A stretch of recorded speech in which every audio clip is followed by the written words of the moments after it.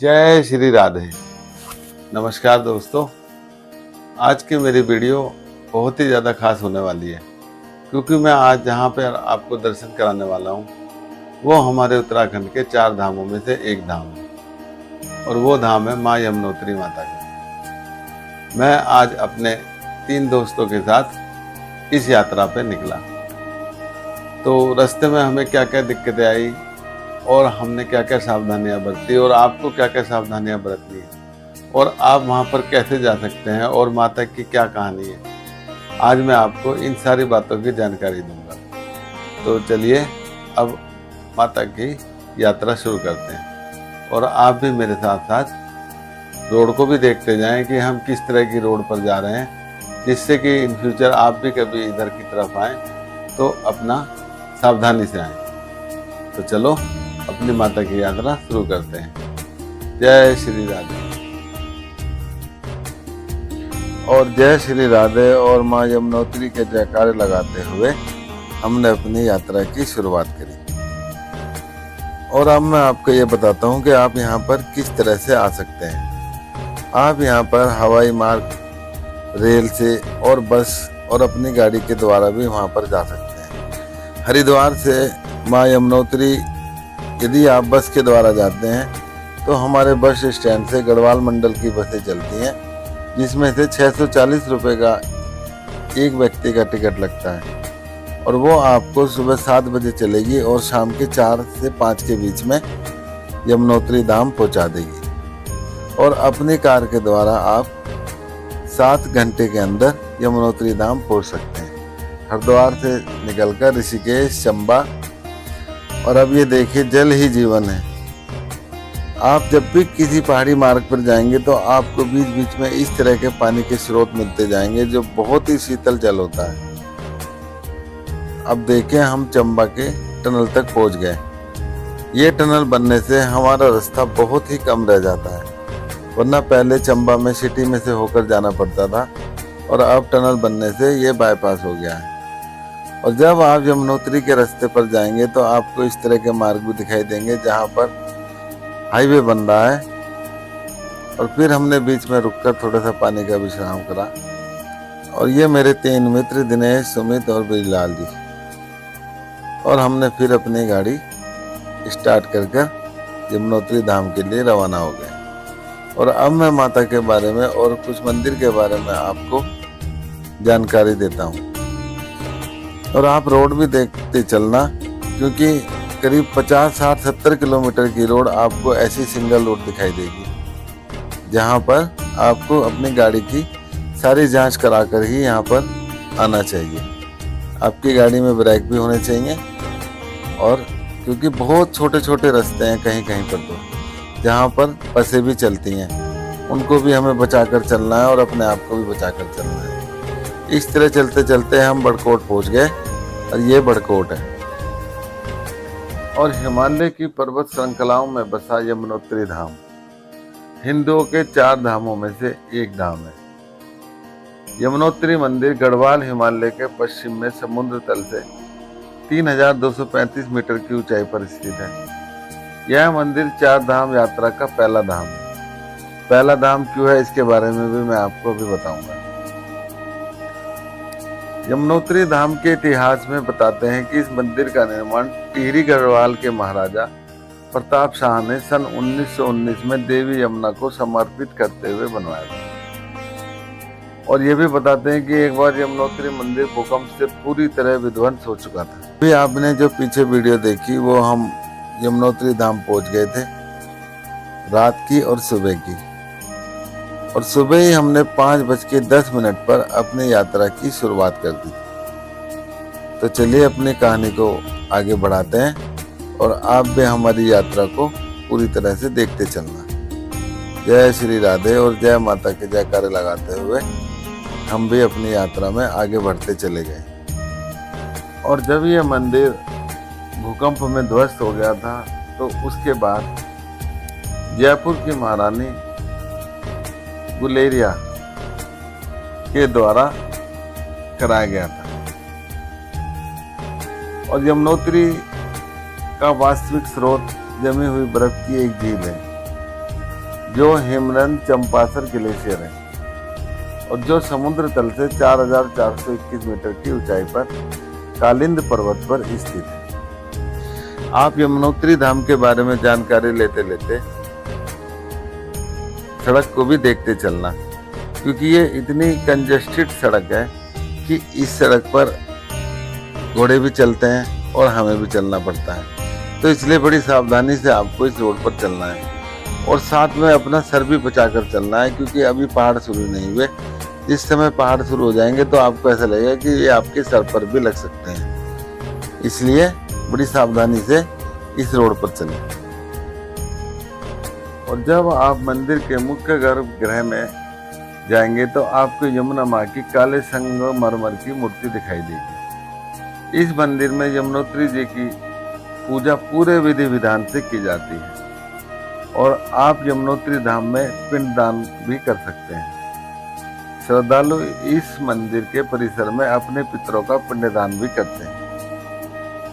और अब मैं आपको बताता हूँ कि यमुनोत्री 4 धाम में पहला धाम ही क्यों माना जाता है। महाभारत काल के समय जब पांडव उत्तराखंड की तीर्थ यात्रा में आए थे तो वो सबसे पहले यमुनोत्री धाम आए, उसके बाद गंगोत्री, फिर केदारनाथ धाम और फिर बद्रीनाथ जी की तरफ बढ़े। तभी से उत्तराखंड में 4 धाम की यात्रा की जाती है और इसी नियम से करी जाती है। पहले यमुनोत्री, फिर गंगोत्री, फिर केदारनाथ जी और फिर बद्रीनाथ जी। और हमें भी अपनी यात्रा को इसी तरह करना चाहिए। अब मैं आपको माता की कथा के बारे में बताता हूँ। पुरानी मान्यताओं के आधार पर धार्मिक कथा यह है कि यमुना माता सूर्यदेव और संज्ञा की पुत्री थी। सूर्यदेव के 2 संतानें हुई, यम और यमुना। जब सूर्यदेव की पत्नी संज्ञा तप करने के लिए गई, क्योंकि वो सूर्य देव का तप सहन नहीं कर पा रही थी, तो वो अपनी छाया को सूर्यलोक में छोड़कर चली गई। यह बात किसी को ज्ञात नहीं थी, लेकिन जब छाया के शनि और ताप की संतानें हुई तो यमराज और यमुना से उनका व्यवहार बदल गया, क्योंकि छाया तो उनकी एक तरह से सौतेली माँ थी और वो उन दोनों से माता जैसा व्यवहार भी नहीं करती थी। इसलिए यमराज तो यमलोक चले गए और यमुना माता गोलोक चली गई और वहां से धरती पर आ गई। धरती पर यमुना कृष्ण की चौथी पटरानी भी हुई। कृष्ण ने बालपन की ज्यादातर लीलाएं यमुना नदी के तट पर ही की थी, जो आपने कृष्ण लीलाओं में देखी होंगी। और कृष्ण जी यमुना को कालिंदी नाम से पुकारते थे।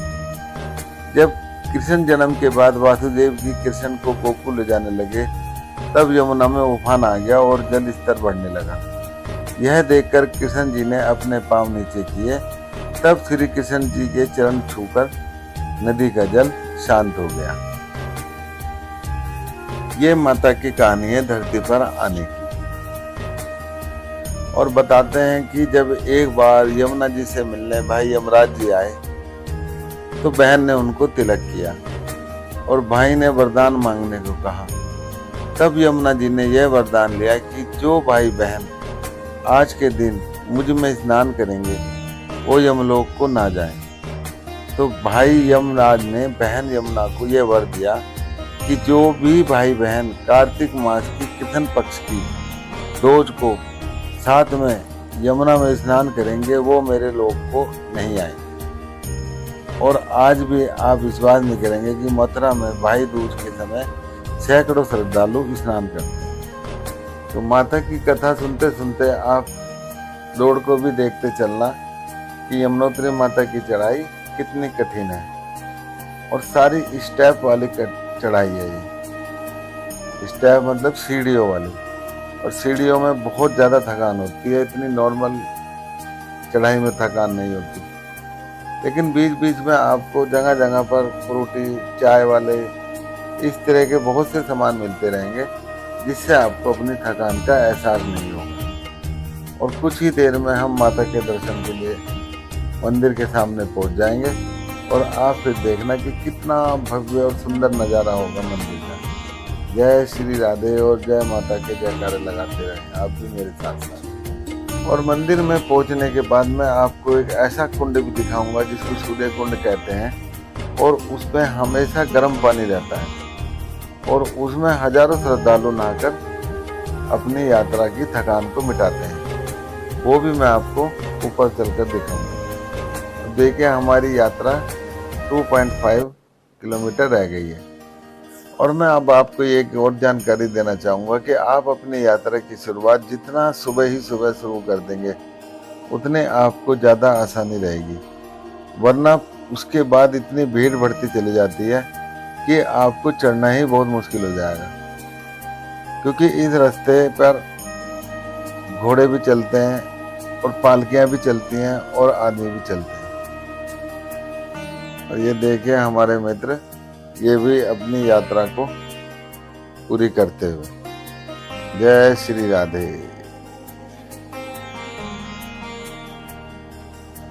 ये देखिए घोड़े वाले हमारे आगे आगे चल रहे हैं और आप अंदाजा लगा सकते हैं कि कितना रास्ता है आपको बगल से निकलने के लिए। बस अब हमारे यमुनोत्री धाम की 200 मीटर की यात्रा रह गई और हमें मंदिर के दर्शन होने शुरू हो गए। और आप विश्वास नहीं करेंगे कि जब हमें मंदिर के दर्शन हुए तो मानो हमारी थकान पूरी तरह से खत्म हो चुकी थी और माता ने इतनी दूर से ही हमको आशीर्वाद दे दिया। इसके बाद धीरे धीरे हम माता के दर्शन के लिए आगे बढ़ते चले गए और प्रकृति के इतने सुंदर सुंदर नज़ारों को हम देखते हुए बढ़े आगे कि हमें पता ही नहीं चला कि 7 किलोमीटर की यात्रा कैसे खत्म हो गई। अब ये देखिए मंदिर से पहले कितनी सारी दुकानें मिलेंगी, आप इसमें नाश्ता भी कर सकते हैं, खाना भी कर सकते हैं। और ये देखिए माता का विराट स्वरूप कितना सुंदर और कितना मनमोहक। इतनी तेज आवाज आ रही थी माता की कि हमारी एक दूसरे से आवाज भी नहीं जा पा रही। इतना सुंदर रूप था माता का।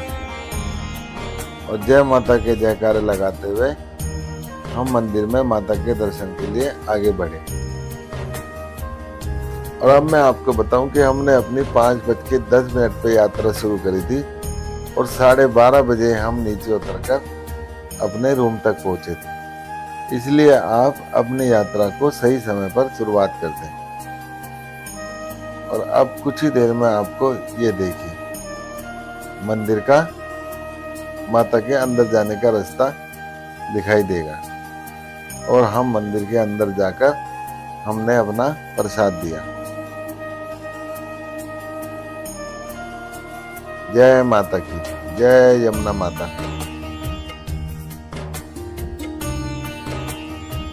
अंदर की वीडियो बनानी अलाउ नहीं थी, इसलिए मैं अंदर की वीडियो नहीं बनाई। और ये देखिए ये वो गर्म पानी का कुंड है जिसमें सारे श्रद्धालु एक बार जरूर स्नान करते हैं। और ये 12 के 12 महीने गर्म पानी का वो। और यहाँ पर हमने अपने कुछ चावल पोटली में बांध कर दिए थे जो पंडित जी ने हमें उबाल कर हमें दे दिए घर ले जाने के लिए कि आप घर ले जाएं और खीर बनाएं। और ये सूर्य नारायण जी का मंदिर है जो कि यमुना माता के पिता हैं। और यहाँ पर लोग पिंडदान का भी पूजन करवाते हैं। ये मंदिर के प्रांगण में ही पिंडदान होता है। और ये भी बताते हैं कि यमुना नदी से जल एकत्रित कर कर घर में छींटे मारने से आपके वास्तु दोषों को मुक्ति मिल जाती है। और ऐसा भी कहा जाता है कि जो कोई भी यमुना के जल में स्नान करता है वह अकाल मृत्यु के भय से मुक्त हो जाता है और मोक्ष की प्राप्ति करता है। जय श्री राधे। और जैसे कि मैंने आपको पहले बताया था कि सूर्य कुंड में बेटी यमुना को आशीर्वाद देने के लिए भगवान सूर्य ने गर्म जलधारा का रूप धारण किया था। और श्रद्धालु सूर्य कुंड में चावल और आलू को कपड़े में बांधकर कुछ समय तक छोड़ देते हैं, जिससे चावल और आलू पक जाता है। और यात्री इसी पके हुए चावल और आलू को प्रसाद के स्वरूप में अपने साथ ले जाते हैं। और ये भी माना जाता है कि प्रसाद में यमुना देवी की कृपा समाहित हो जाती है।